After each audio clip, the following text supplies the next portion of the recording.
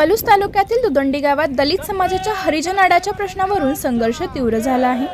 अनेक वर्षांपासून प्रलंबित असलेला हरिजन आड खुला करण्यात यावा या मागणीसाठी आंबेडकर समाजाने आमरण उपोषण केले।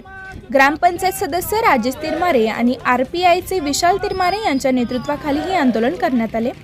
दुदंडी येथील सर्वे क्रमांक 1003 मधील दलित समाजाचा हरिजन आड अनेक वर्षांपासून बंद असल्याचा आरोप आंदोलकांनी केला। बौद्ध आणि मातंग समाजाकडून हा आड सर्वांसाठी खुला करण्याची सातत्याने मागणी होत असतानाही ग्रामपंचायतीकडून जाणीवपूर्वक दुर्लक्ष केले जात असल्याचा आरोप यावेळी करण्यात आला।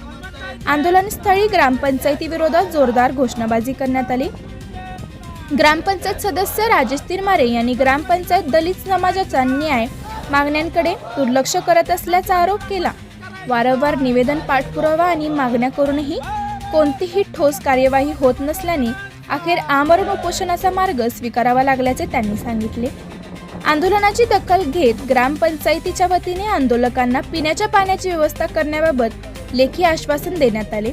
मात्र केवळ पर्यायी व्यवस्था नको तर हरिजन आड कायमस्वरूपी खुला करण्याचा निर्णय घ्यावा अशी ठाम भूमिका आंदोलकांनी मांडली। मागणी मान्य न झाल्यास पलूस तहसीलदार कार्यालय आणि सांगली जिल्हाधिकारी कार्यालयासमोर तीव्र आंदोलन छेडण्यात येईल असा इशाराही आंदोलकांनी दिला।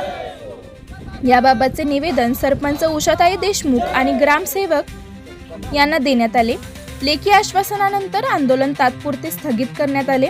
दुदंडीतील हरिजन आडाचा प्रश्न आता पुन्हा ऐरणीवर आला असून ग्रामपंचायत या प्रश्नावर कोणती भूमिका घेते आणि दलित समाजाच्या मागण्यांवर काय निर्णय घेते याकडे संपूर्ण तालुक्याचे लक्ष लागले आहे।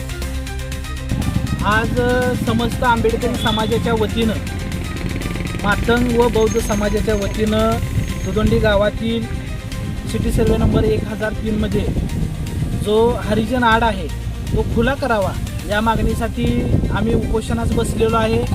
गेले 1 वर्ष झालं आम्ही सातत्यानं समाजाच्या वतीनं दुदंडी ग्रामपंचायतीला मागणी करतोय की हा आड खुला करा आणि दलित समाजाला पाण्याची व्यवस्था करा, परंतु ग्रामपंचायत या प्रकरणाकडे गांभीर्यपूर्वक दुर्लक्ष करत आहे। या घटनेचा आम्ही समाजाच्या वतीने निषेध करतोय। हा आड तात्काळ खुला करावा आणि जी दलित विरोधी ग्रामपंचायतीची भूमिका आहे ही थांबवावी, अन्यथा या ग्रामपंचायतीवर आणि दलित विरोधी भूमिका घेणाऱ्या नागरिकांच्या वरती ॲट्रॉसिटी अंतर्गत गुन्हा नोंद व्हावा अशा पद्धतीची भूमिका आम्ही समाजाच्या वतीने घेत आहोत।